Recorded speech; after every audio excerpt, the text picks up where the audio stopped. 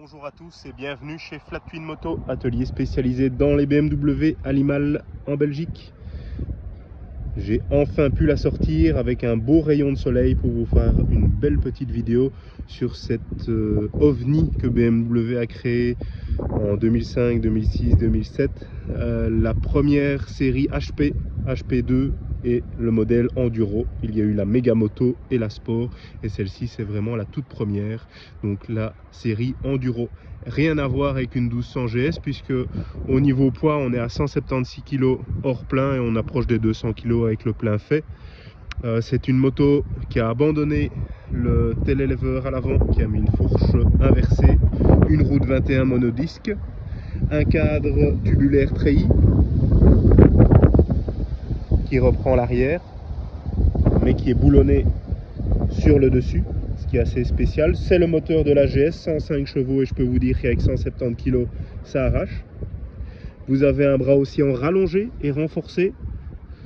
Rallongé et renforcé. Vous avez des roues avec une couleur spécifique, très jolie, entre l'or et la moutarde.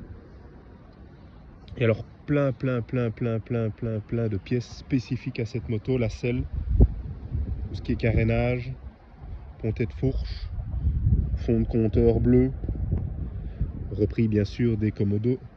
Ils ne savaient pas faire des économies sur tout. Des protections de couvre-culasse en plastique, assez jolies.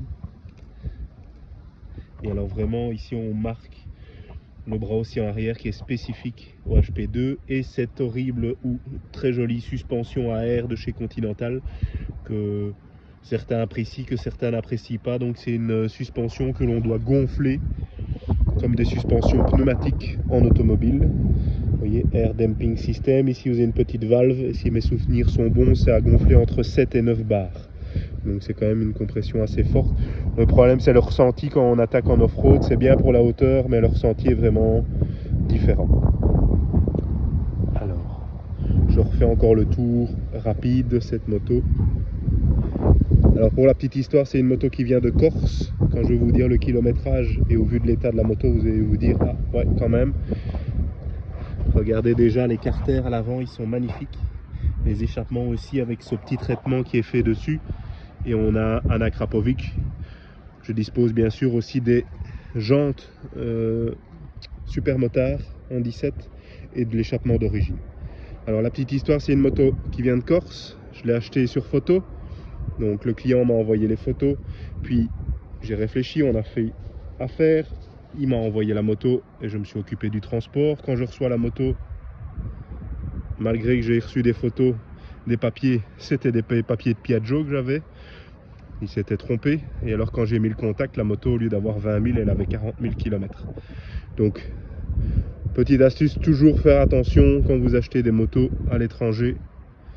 Toujours bien demander 2 ou 3 fois et ici on l'avait fait, mais même en demandant 2 ou 3 fois on arrive quand même à se faire avoir. Heureusement c'est une personne honnête je crois, donc c'était une erreur d'inattention. Et donc on a pu récupérer tous les documents et avoir une remise puisque c'est pas le kilométrage sur lequel on s'était mis d'accord. Donc voilà. Au niveau compteur, ça ressemble fort à la 1200. Bien sûr il n'y a pas d'ABS. Vraiment minimaliste. Vous avez un trip 1, un trip 2, c'est tout. Vous voyez. Et puis l'heure. Vous avez klaxon, clignoteur, appel de phare. Et le démarrage se fait toujours par ici.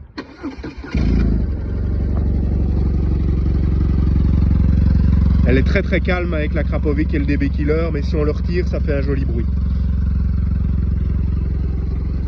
Vous n'en verrez pas souvent. Nous, en 10 ans de travail, c'est la deuxième qu'on reprend. Pourtant, on en recherche. Donc, si vous en voyez avant, n'hésitez pas à nous contacter, on les cherche. Voilà. Sur ces magnifiques images très rares, je vous laisse. N'hésitez pas à nous suivre sur Facebook, Instagram et YouTube. Flat Twin Moto, merci.